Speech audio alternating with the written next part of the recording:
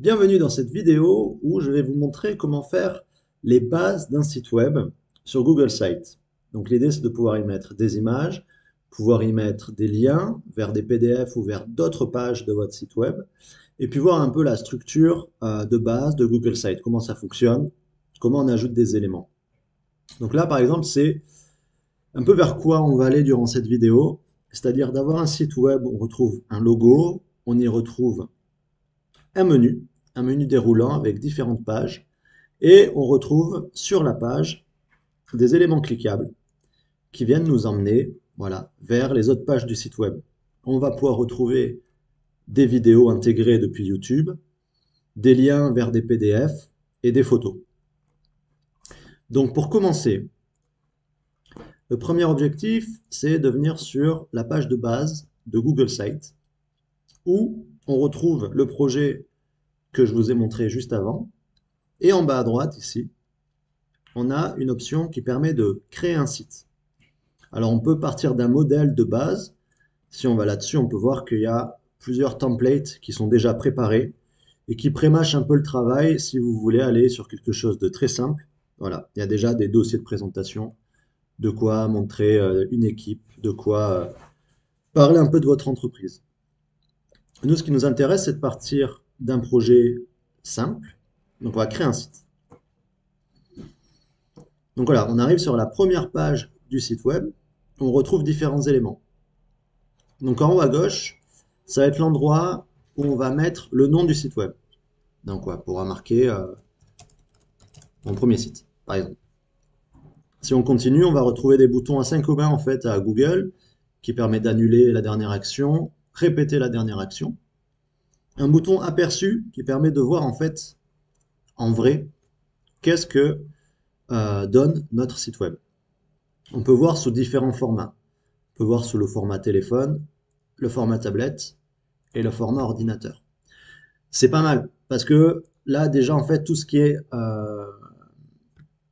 site web réactif, ça vient s'adapter directement au format. On n'a pas besoin de rentrer ça avec des codes ou avec des réglages, donc c'est assez bien pensé. Pour quitter l'aperçu, on clique sur la croix ici. On continue. On a un bouton qui permet de partager euh, le site web. Pour l'instant, on ne peut pas le faire tant qu'on ne l'a pas publié. À côté de ça, on a un autre bouton de partage qui permet d'inviter des collaborateurs. Et enfin, on a les paramètres du site web, qu'on verra en détail plus tard. À côté de ça, on a le bouton publier qui permettra de mettre en ligne notre site web de façon privée ou de façon publique. Ici au milieu, on retrouve le site web. Et sur le côté, on retrouve les pages d'options. Donc on a trois groupes d'options. On a une première qui permet d'insérer différents éléments, que ce soit du texte, de l'image, des liens depuis le Google Drive, mais aussi des blocs préparés, et ainsi que d'autres options. YouTube, agenda, des cartes, des documents, il y a vraiment beaucoup de choses qui sont prêtes. Deuxième groupe, c'est le groupe des pages. Donc ce seront toutes les différentes pages du site web. Donc là, on retrouve la page d'accueil, qu'on peut très bien renommer dans les propriétés. Voilà, on pourrait l'appeler la page bienvenue. Et c'est là qu'on va ajouter des nouvelles pages et qu'on va les organiser dans le site web. Et enfin, le dernier groupe, c'est le groupe des thèmes, où il y a déjà tout un ensemble de thèmes préconçus. Un thème, ce sera une sélection de couleurs, une sélection de typographie, un peu le look en fait du site web. Donc là, par exemple, on est sur le thème simple, mais si je passe sur le thème impression, vous allez voir que automatiquement, ça met à jour le thème sur la page avec différents choix de couleurs. Donc si on retourne sur le simple, voilà, ça vient de changer. On se retrouve avec un jeu de police, typographie, quoi, et un jeu de couleurs différent.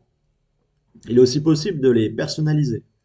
C'est-à-dire que on pourra venir créer notre propre thème avec certaines couleurs spécifiques, certaines typographies spécifiques, certaines images ou logos spécifiques.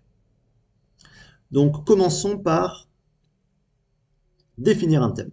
Donc pour définir un thème, moi je vous conseille de commencer par ça, comme ça il y a la base qui est faite. On va créer un thème. On va lui donner un nom. On va l'appeler mon thème. Là. On peut y ajouter un logo, on peut y ajouter une image pour la bannière, Comment ça fonctionne? Ben, c'est simple, on clique sur Ajouter un logo. On peut importer ou sélectionner des images. On va en importer une. Imaginons, j'ai envie de prendre celle-là. Hop, on peut même y ajouter une bannière. Pour la bannière, on peut prendre, imaginons celle-là. Voilà. Next, suivant. On peut choisir des couleurs. Donc il y a des couleurs prédéfinies, mais on peut aussi personnaliser des couleurs. Voilà, en choisissant directement ici celle qui nous intéresse. Imaginons, on peut faire ça, ça et ça. Mais on peut aussi faire par code. Donc si jamais vous connaissez les codes de vos couleurs, c'est le bon moyen d'avoir des choses qui sont vraiment exactes. On va partir sur des couleurs prédéfinies. On va partir sur, imaginons, ce jeu de couleurs. Suivant. C'est là qu'on va choisir les polices maintenant, pour vos titres et en-tête et pour le corps du texte. Titre et en-tête, imaginons, partons sur un truc un peu gros, impact. Et encore du texte, imaginons Arial. Créer un thème. Voilà, le thème vient d'être créé. Comme vous pouvez le voir, il y a le logo qui a été mis en place automatiquement. Il y a la bannière qui a été mise en place automatiquement. Et on retrouve les typographies qu'on a définies. C'est-à-dire en titre, on a mis impact. Et en corps de texte, vous allez voir que ça va être Arial. Donc tout ça, c'est modifiable. Si jamais le thème ne vous convient pas, vous pouvez voir sur la droite que on peut, on peut changer pas mal de paramètres. On peut modifier les polices, on peut modifier les couleurs, et puis vous avez accès aux images d'en-tête, aux images de logo, etc., etc.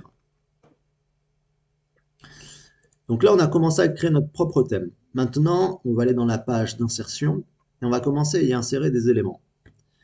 On aimerait bien y insérer, imaginons, une image avec un texte. Mais il y a un bloc qui existe déjà, bloc de contenu, qu'on va venir cliquer, hop, et automatiquement, ça va venir le mettre en dessous de notre bannière. Imaginons, on veut continuer, on veut y ajouter un carrousel d'images. On clique, hop, ça nous demande d'ajouter des images. On va importer des images et on va sélectionner, imaginons, ces images. Ouvrir. Insertion. Et là, automatiquement, ça va venir placer les images pour nous. Donc, comment fonctionne le site web? En fait, c'est un site web qui va, comme vous voyez ici les poignées, se baser sur des colonnes. Donc, les colonnes, c'est ce qu'on voit à l'arrière, avec toutes les différentes lignes. Et ça va venir aligner automatiquement l'image sur les colonnes. Donc ça, c'est à vous de voir quelle taille vous souhaitez mettre en place. On pourrait très bien imaginer que ça, on le met ici, on le réduit un peu, hop, et on va récupérer le texte qui est là, et on va le placer ici. Donc on peut comme ça, à la volée, placer des éléments un peu où on veut. Ça va respecter la taille des colonnes, comme vous pouvez voir ici. Tac. Alors, on va annuler tout ça avec le bouton d'annulation. Voilà. On va annuler ça. Hop. On peut y placer plein de choses. On peut y placer des vidéos YouTube, où il nous demande de mettre, par exemple, un lien. On pourrait mettre une vidéo de skate. Voilà, on va pouvoir prendre celle-là, hop, sélectionner. Automatiquement, ça va mettre la vidéo. Ça va mettre la vidéo et puis ça va mettre le lien vers la vidéo. Tout est automatique, si vous avez une vidéo YouTube, bien sûr.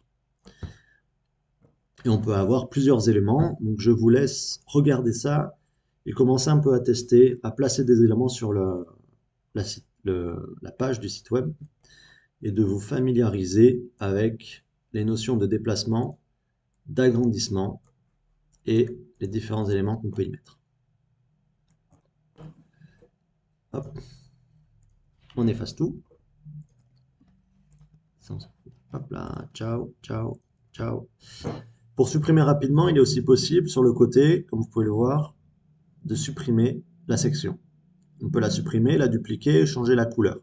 Si on change la couleur, vous pouvez voir que ça lui applique une couleur spécifique, propre au choix des couleurs que l'on a définies dans notre thème. On peut la dupliquer, hop, et on peut aussi la supprimer.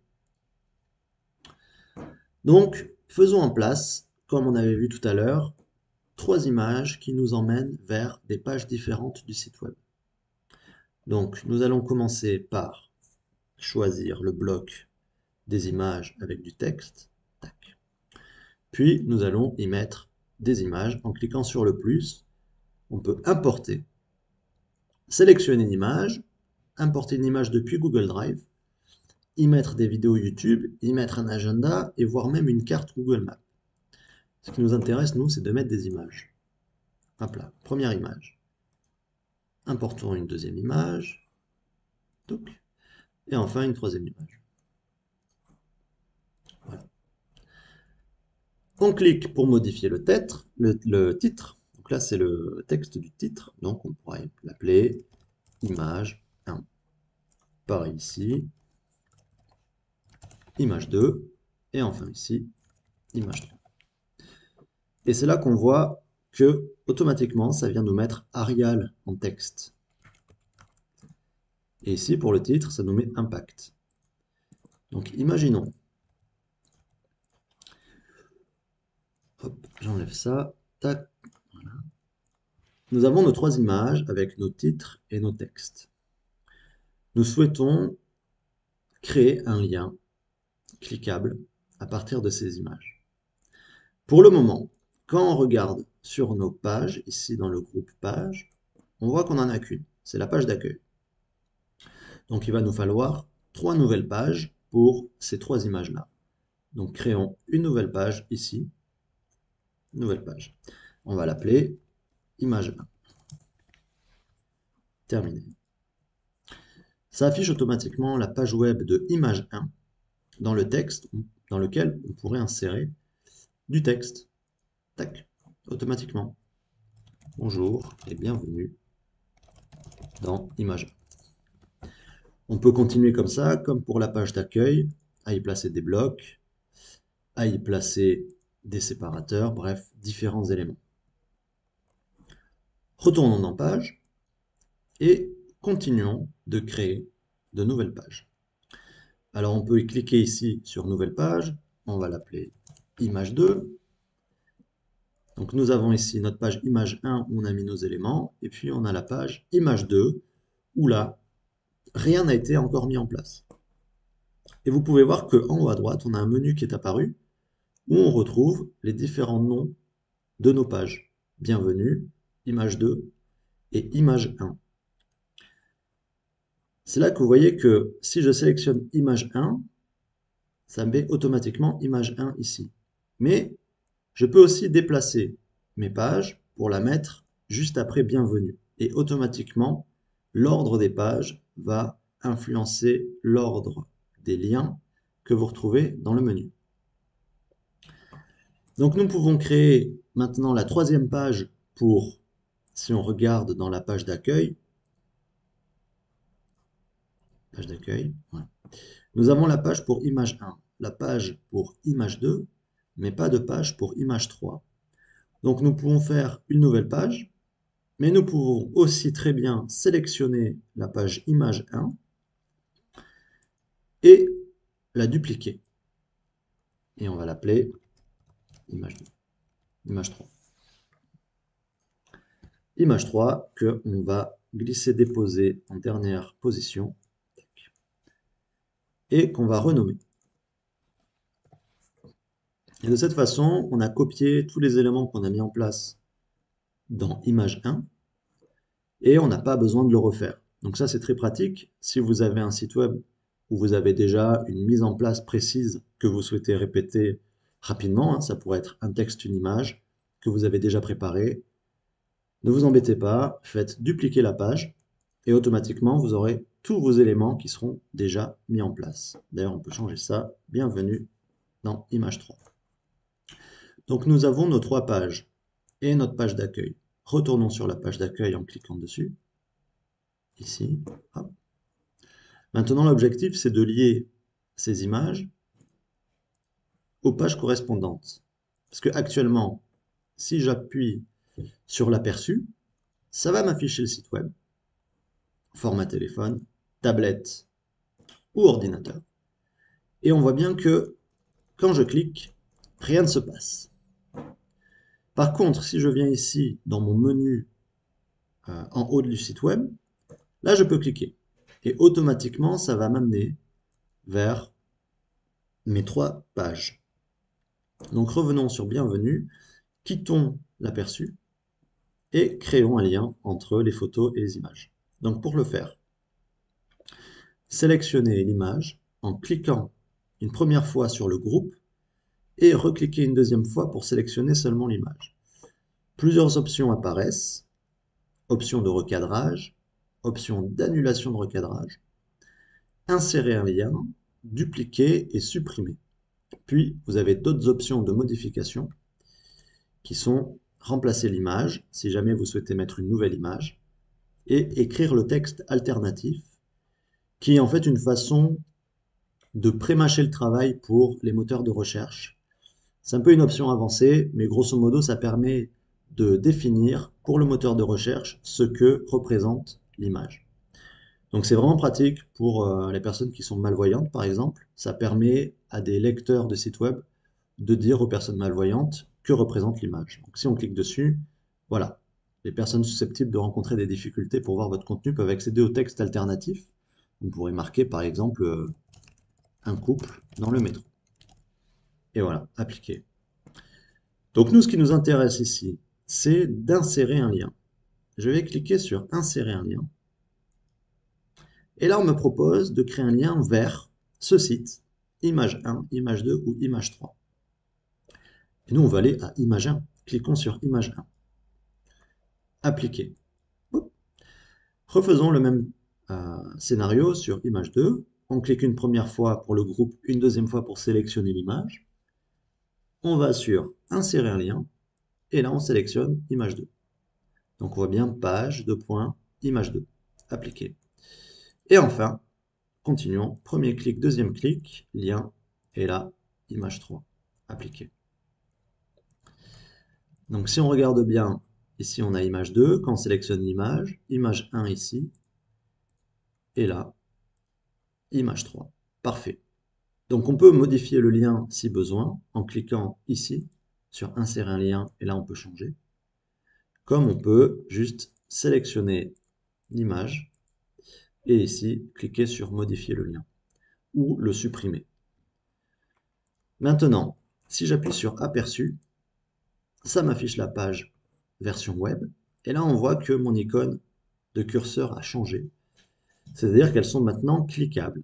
Si je clique sur image 1, ça m'emmène vers la page image 1. Il faut savoir qu'en cliquant sur le logo en haut à gauche du site web, ça va automatiquement vous ramener vers la page d'accueil, la page bienvenue. Quittons le mode aperçu en appuyant sur le X. Et voyons qu'est-ce qu'on pourrait insérer comme d'autres types de liens. Imaginons, voilà, je viens d'insérer du texte. Alors on peut faire insérer ici zone de texte. Voilà. Et pour supprimer, vous allez ici supprimer la section ou ici supprimer. J'aimerais créer un lien vers un contenu PDF. Comment ça marche? Je vais écrire quelque chose. Allez, lien vers PDF. Et actuellement, eh bien, il n'y a rien. C'est juste du texte. Donc pour le rendre cliquable vers un PDF, ce qu'il faut faire, c'est sélectionner le texte.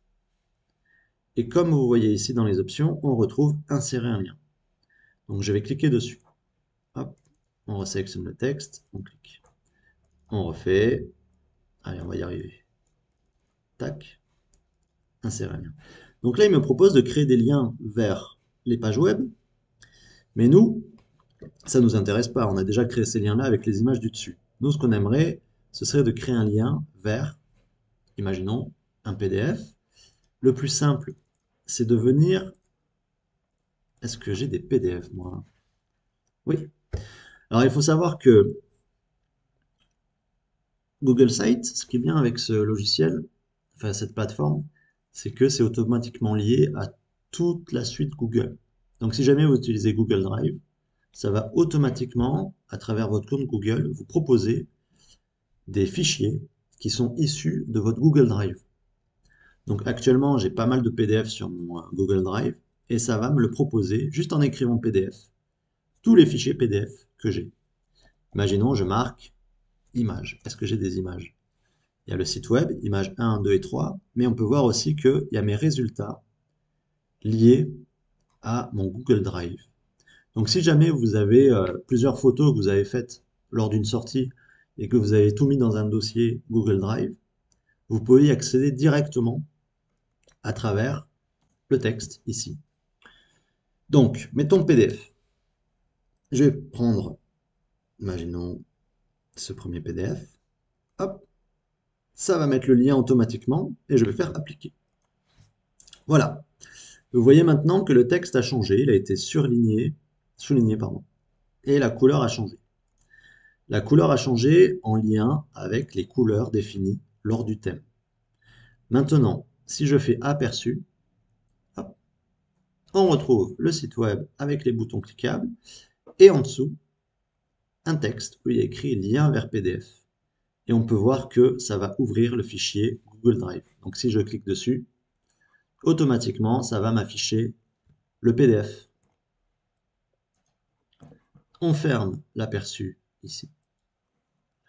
Donc voilà, on a actuellement créé un site web où on peut retrouver une bannière avec un titre. Ici, vous pouvez mettre le nom de votre site web. On a vu comment définir un thème, que ce soit le logo, les couleurs, les typos. On a vu comment créer différentes pages pour votre site web et comment relier ces pages-là avec votre page d'accueil où on y a inséré des images cliquables, mais aussi du texte avec des liens vers d'autres documents. Voilà tout pour cette première découverte de Google Sites et un peu des capacités qu'on peut avoir sur ce genre de plateforme. Si vous souhaitez en savoir plus, n'hésitez pas à me le faire savoir par commentaire. C'est ma première vidéo, donc voilà, je découvre aussi le monde du tutoriel avec vous. Et je vous dis à bientôt pour une prochaine vidéo. Au revoir.